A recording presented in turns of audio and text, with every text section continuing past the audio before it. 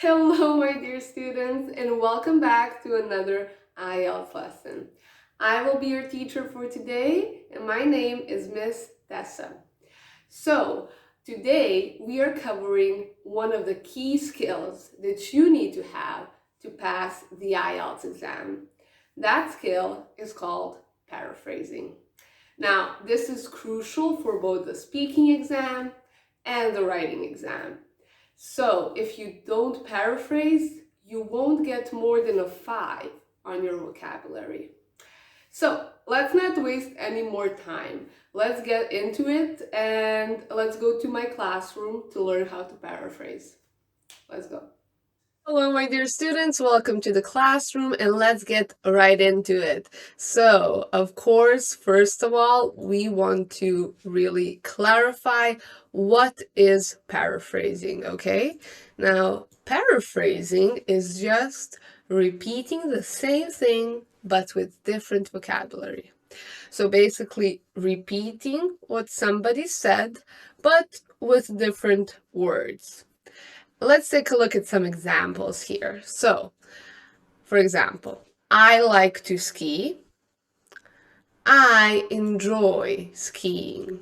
Here, I mainly paraphrase these two words, right? So, like and enjoy. These two can be synonyms. Now, this is the easiest way to paraphrase just by using synonyms, right? But it's not the only way. So, these two sentences mean the exact same thing, right? I like to ski and I enjoy skiing.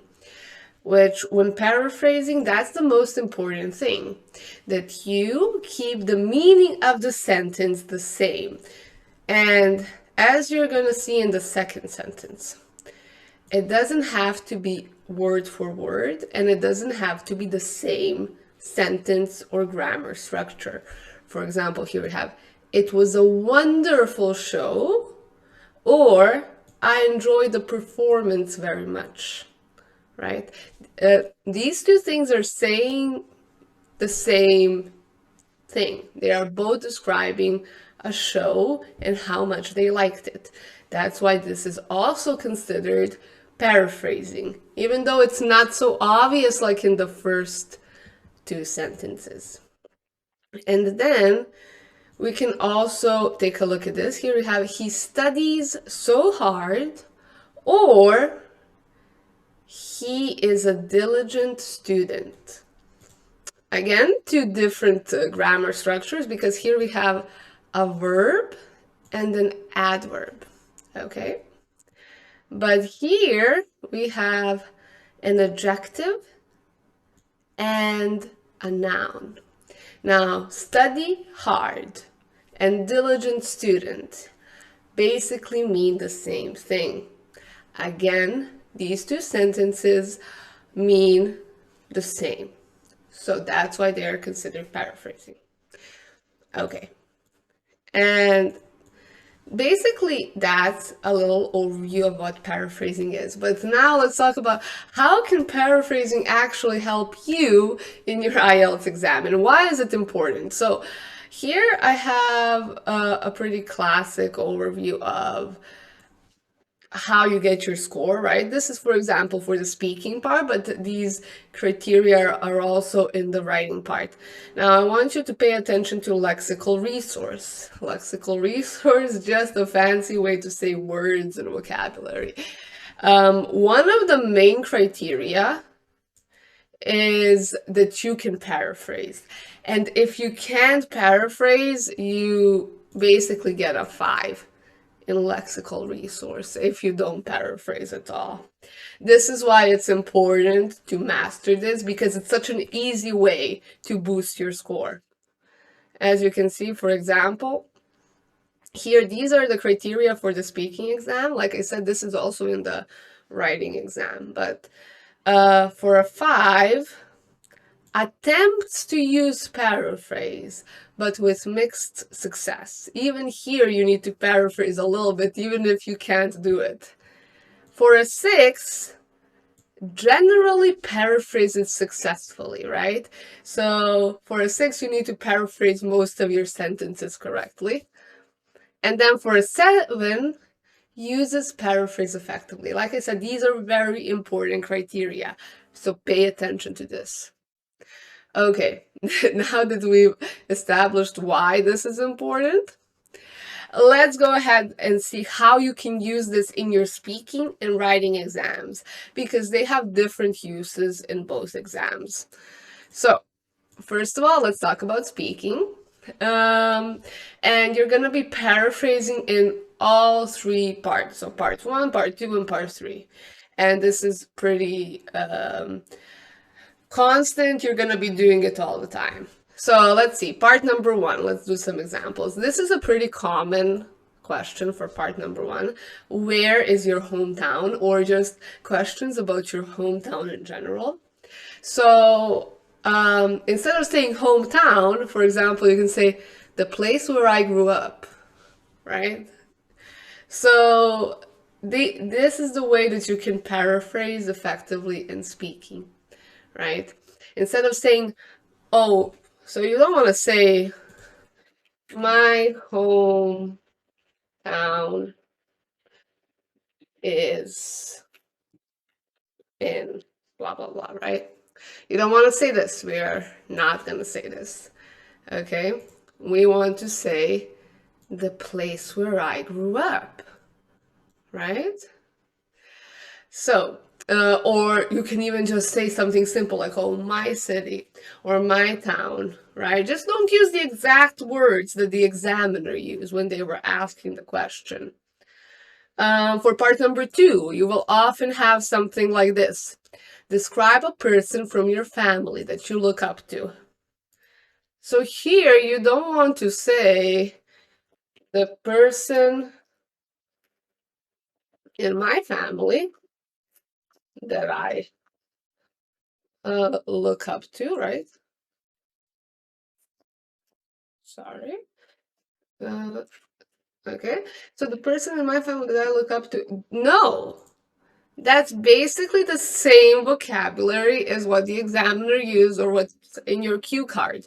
So instead of saying that, you say something like, today I would like to tell you about my mother, or I'm going to talk about a person who is very dear to me. It's my father. You know, something like that. So this is what we want to do, and this is what we don't want to do. Okay, next one, part number 3. So, who has more impact on a child's upbringing, the school or parents? And part 3 is really where you get into it, because in part 3 questions, usually there's a lot to paraphrase because they're a bit longer, and your answers are also longer for part 3. So here, raising a child. Instead of saying a child's upbringing, I used raising a child, right? It's quite difficult, and many people can have an impact, right, on uh, on how the child turns out. Now, this is important. You don't need to paraphrase every single word, but you can use different sentence structures and so on, right? Um, and now, however, I would like to say that family. So instead of saying parents, I use the word family here, right? And then I used effect, has an effect, instead of saying impact again. You know, sometimes you won't be able to paraphrase every single word, and it's okay, but try not to repeat yourself. So, here what we put, raising a child, I said, instead of upbringing. Then we have effect, or have an effect, instead of impact, okay? And here I said family instead of parents. So I hope this clears up a little bit how you can use paraphrasing in your speaking exam.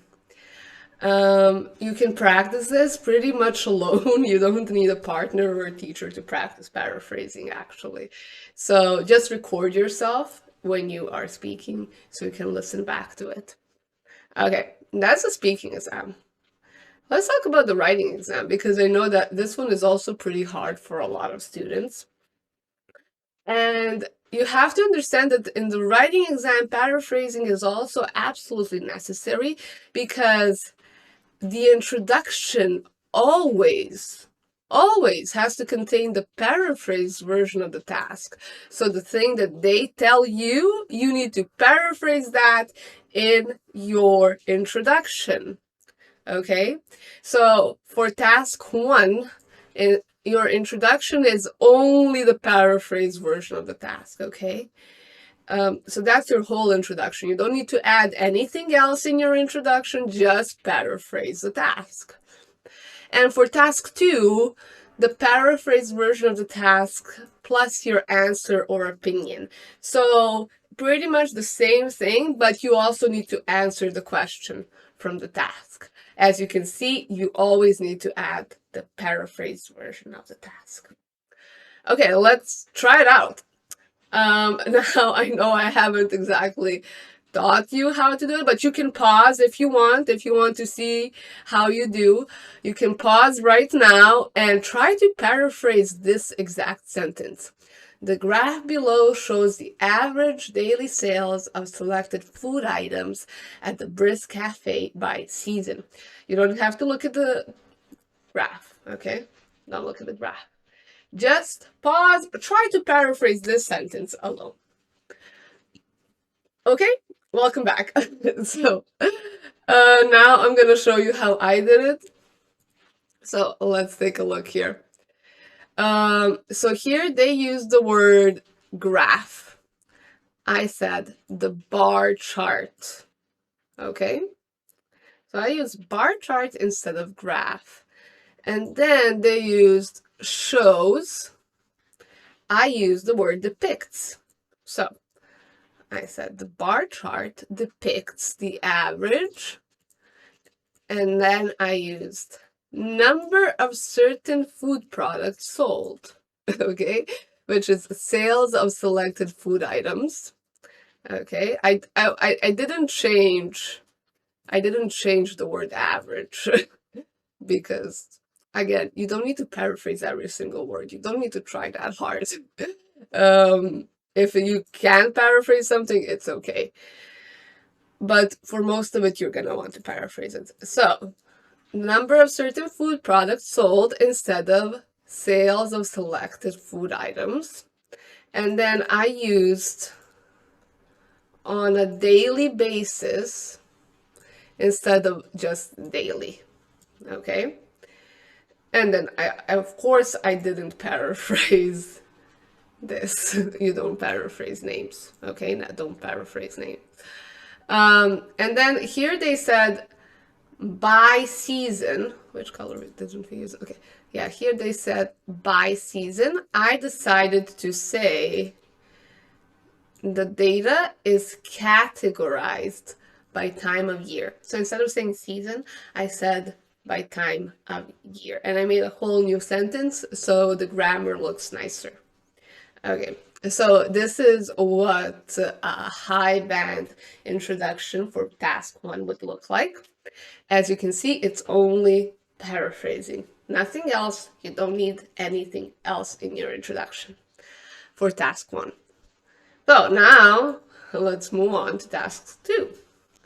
Again, if you want, if you're up for the challenge, I say pause the video, try to paraphrase these 2 sentences, right? Some believe that people today have no interest in maintaining the traditional culture of their country or region. Others believe that it is still important to people that we preserve a traditional way of life. So, pause the video, let's try it. Okay, welcome back. Let's see.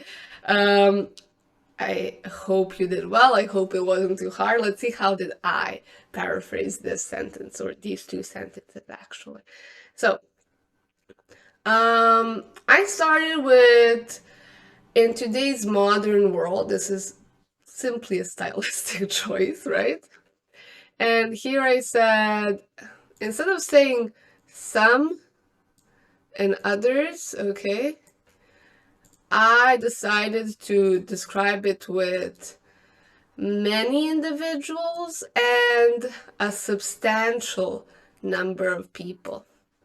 So I decided to contrast it because here both of these are equal, some others. So I tried to make mine equal as well. So many individual and a substantial number of people. Okay. And then let's see. I said are of the opinion instead of believe. Okay. That preserving the traditions and cultures of their country is of little importance. So instead of saying maintaining the traditional culture of their country or region, I said preserving the traditions and culture of their country. And then they used have no interest. I said is of little importance. They are of the opinion that is of little importance. Okay. And then I just use here, however, to signal that I'm talking about a different group of people now. This is a really good transition. If you're ever transitioning into talking about a contrast, use however or on the other hand. So here I used believe, okay, because I couldn't think of anything else. And like I said, it's okay not to paraphrase every single word, okay? Instead of saying important, I said crucial. Which is like a more advanced way to say important, right? And here they said what? That we preserve a traditional way of life, and I said maintain instead of preserve, and a traditional lifestyle instead of way of life. So, as you can see, there's a lot of things that I did paraphrase, right? There are very few things that I didn't, like this believe, for example. I didn't paraphrase that. But this is how you want your introduction to look like. And then for part number or task 2, you're gonna add just your opinion here in your introduction. So yeah. Here are some final tips on paraphrasing. So tip number 1 that I want to say is when learning new vocabulary, always also learn the synonym of that word, okay? This is going to help you a lot with paraphrasing because it's always more useful to know how in what other way you can say a word, right? Or in what other way you can express the same information. Tip number 2 is that you don't have to use the same sentence structure as the original sentence. You can use any sentence structure you want. Just make sure that the meaning stays the same. And tip number 3 is, if possible, use more advanced version of the vocabulary when you're paraphrasing. So if the examiner said, what do you like to do? You want to say something a bit stronger, like, oh, I'm keen on reading books, for example, right? So there you go. Those are my last 3 tips here. Now, I'm gonna leave you with some homework, a few questions for you to paraphrase on your own. That's gonna be in the description down below. And thank you so much for watching another IELTS lesson. Subscribe to my channel for more content, and let's crack the IELTS exam together. See you guys!